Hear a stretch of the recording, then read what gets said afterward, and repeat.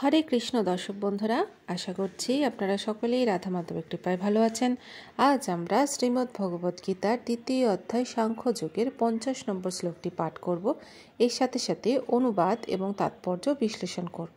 আসুন তবে শুরু করা যাক।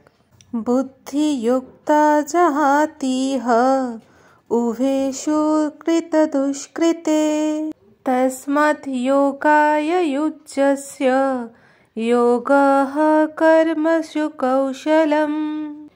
অনুবাদ: যিনি ভগবত ভক্তির অনুশীলন করেন তিনি এই জীবনেই পাপ ও পুণ্য উভয় ফল থেকেই মুক্ত হন।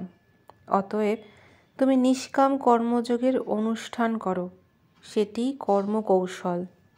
তাৎপর্য: স্মরণাতীত কাল থেকেই প্রতিটি জীব তার শুভ ও অশুভ কর্মের ফল সঞ্চয় করছে।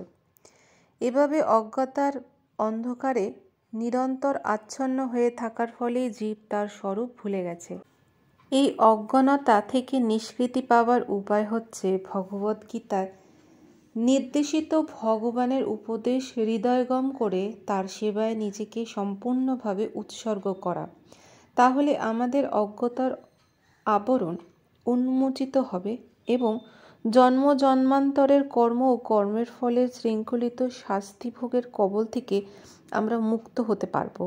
তাই সমস্ত কর্মফলের প্রক্রিয়াকে পরিশুদ্ধ করে তোলার পন্থাস্বরূপ কৃষ্ণ ভাবনাময় কর্মে নিযুক্ত থাকতে অর্জুনকে পরামর্শ দেওয়া হয়েছে।